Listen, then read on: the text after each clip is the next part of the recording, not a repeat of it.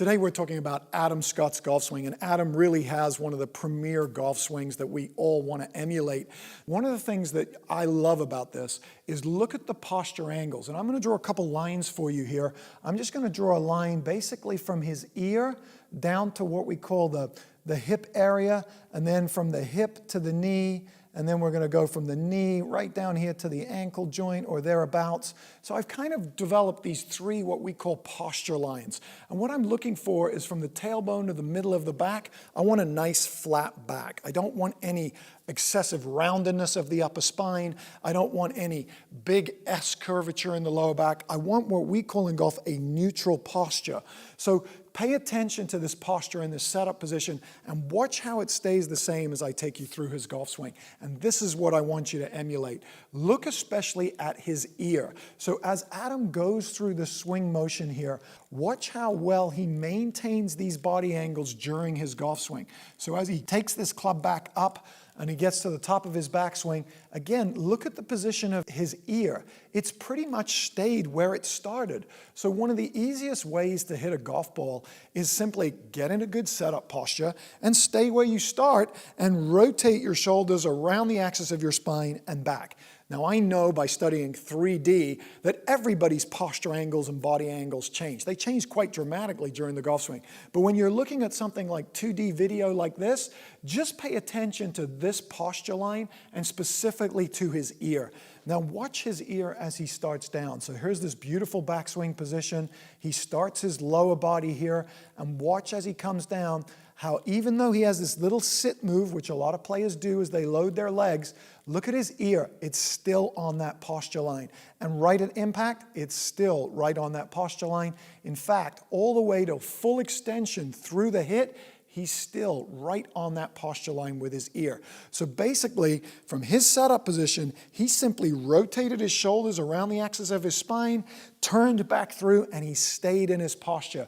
And this is what every great player is trying to do. Now, physically, there's quite a few things that have to go on in order for this to occur. It's not as simple as just saying, keep your head on that line or keep your ear still. Because the golf swing is kind of an amalgamation of movements. Not only are we bent over and hinged, we are side bending, forward bending, and rotating throughout the entire motion. So the body has to be actually in a great physical shape in order to do this.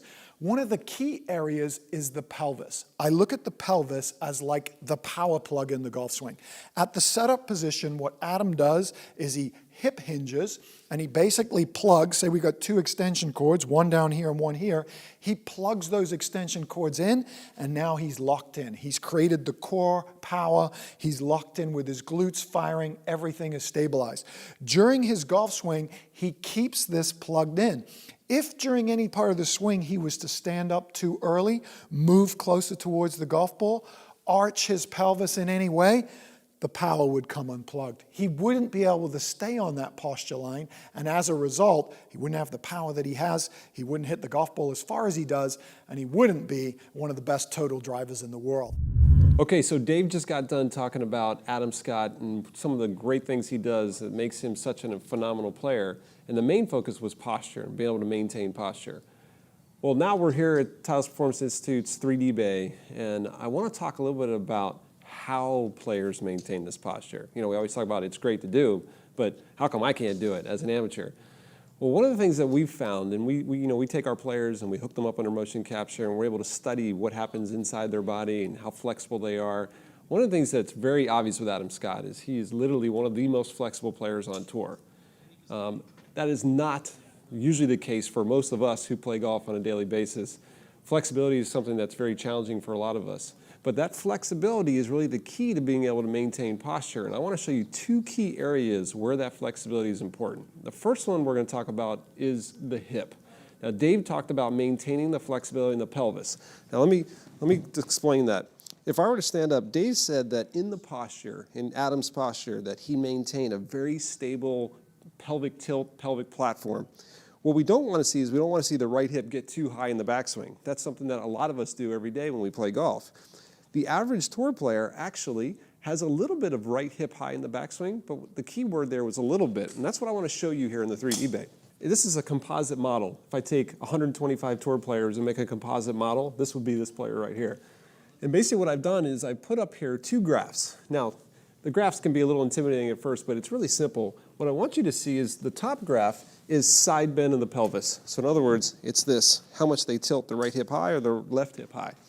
And what I want you to notice is, I know Dave talked about, hey, we got to keep the pelvis nice and level, but the pelvis actually does tilt. And you'll see if this is the start of the golf swing right here, and this is the backswing. Here's the downswing. As this line goes down, the right hip is going high. And the average tour player, they actually tilt their pelvis about 10 degrees. So the right hip gets about 10 degrees high on the backswing. That's this position right here. And then on the downswing, it goes 10 degrees high on the left.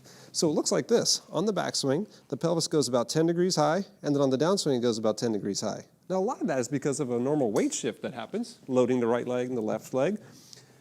And a lot of people say, well, you're not supposed to get your right hip high in the backswing.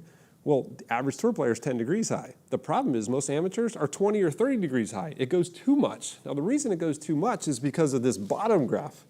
Again, if I look at my composite tour player, at the same time their right hip is about 10 degrees high, their right hip, or for a right-handed player, their trail hip is around 35 degrees internally rotated. And this is the first key to maintaining posture. So watch. As they rotate, they create an incredible, what's called internal rotation into that trail hip, about 35 degrees. Most people walking around don't even have 35 degrees. But they get this great flexibility by rotating into their hip. If you don't have the flexibility in your right hip to be able to rotate, well, guess what? As you go to turn, your body goes, well, I can't rotate, so why don't I just do this? And you create more of these sways, the right hip goes higher, and all of a sudden, you're gonna see what Dave talked about, you're gonna see that loss of posture from the pelvis, and that is the foundation that you're swinging your entire golf swing around. So that's the first key, is that hip flexibility, very, very important. Now, I wanna show you one other key that we always look at here at TPI, and that is the spine. Just as important as the hip, the thoracic spine, or your mid-back flexibility, is pretty darn important too. What I've got here is I've got 2 graphs again. I looked at the side tilt of the pelvis and the rotation of the hip. Well, now we're gonna look at the side tilt of the shoulders and the rotation in the spine. So let's demonstrate first.